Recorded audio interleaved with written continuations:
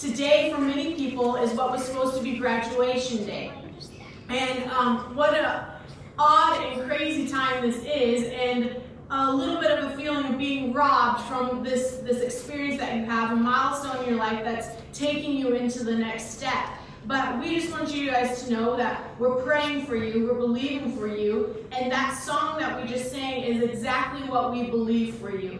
That there will be a blessing on your family, on your children, and on your children's children. It seems overwhelming to think about that right now at 18 when you're graduating high school and ready to go on to a bunch of other stuff. But really, now's the time to start proclaiming the blessing on your family and on your children and on their children for the years and decades to come. So in 1 Peter, I'm going to read on 1 Peter chapter 2, verse 1, it says, "Therefore, putting aside all malice and all deceit and all hypocrisy and envy and all slander, like newborn babies long for the pure milk of the word, so that by it you may grow in respect to salvation, if you have tasted the kindness of the Lord."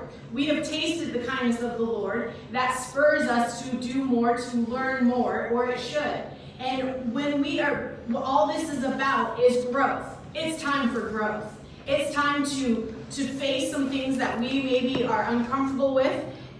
It's time to put aside some things that we've been operating in for maybe a little bit too long, and to dive into what Christ has for us, and to learn and to grow. Growth is hard. Growth isn't always easy.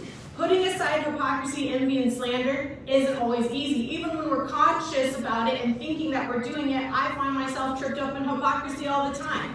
But when we can pick ourselves back up, set it aside, and continue on, and long for that word, long for the nutrients that are in what Christ has to say to us, like a newborn baby wants milk, man, we can develop and we can grow.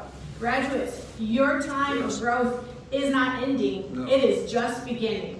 You might look over the last 4 years and say, I've changed a lot. I'm a totally different person. And that's awesome. That's wonderful. The other thing about that is what's awesome and wonderful about it is that the last 4 years have nothing to define. They cannot define you and what's about to happen in your life. The 4 years, man, they were awesome. You have great memories, but you are just getting started in what God has for you. And the growth that is in front of you is going to be amazing. And it is going to be the best adventure that you've ever gone on. 4 years have been great. You've been with your family, you've been with your friends, but now it's time to take a step. Lay aside some of those things that can easily distract us and start pursuing what God has for you. Whatever that is, wherever that is, however, it's not just your vocation, just that song we sang, just waking up in the morning and having His presence around you. And when you go to bed at night, acknowledging His presence around you. He has amazing things in store for you. And now it's time to grow in them and to grow up a little bit. And that's a scary thought. And you're going to fail. And you're going to fail. And you're going to fail. And that's okay. You're going to get yourself back up and you're going to keep going. It's time to grow. When the season that we're in right now, what an amazing opportunity to have some personal growth in our lives. And if we're not taking that opportunity, I really feel like we're missing out. Because what an opportunity to let God come in and change things in our lives that needed to be changed for so long. I was laying down with my little guy Gavin last night, and I was reading the Bible, and he was asking me how I come up with what I'm going to say for Sundays. And so we were talking about that, and I just said, what do you think I should tell people about Jesus? And he said, well, you know that story about I think there was 3 disciples on a boat with Jesus, and a storm came up, and they got scared, and they went and woke him up, and he got kind of mad that he woke them up. And I said, did he get mad that they woke him up, or did he get mad that they didn't have faith? And he said, probably that they didn't have faith. It is time to grow in our faith. Christ was not upset that they were scared of the storm, wasn't upset that they woke him up. What he was upset about was, I'm right here with you.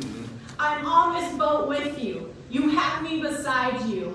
Use me. Man, grow up in our faith. It's time to grow up in our faith and lay aside some of these things that so easily distract us. It's not easy. I'm not saying that it's going to happen overnight, but let's make a conscious effort to start growing up in our faith. Graduates, we love you. We're believing for you, whether it's high school, college. Man, maybe some of you are just graduating into a new career. Maybe you're in your 60s and 70s and graduating into retirement. Whatever it is, we are praying for you. We're believing for you, and we're speaking blessings on your life. God has so much in store for you, and it's just beginning. I believe Audrey has a special song for us today and all our graduates, so we're going to sing that together.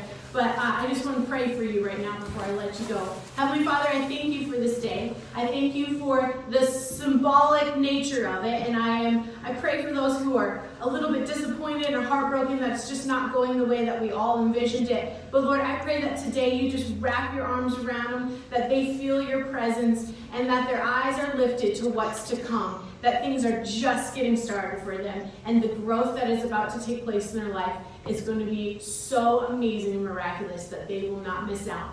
In your name I pray, amen.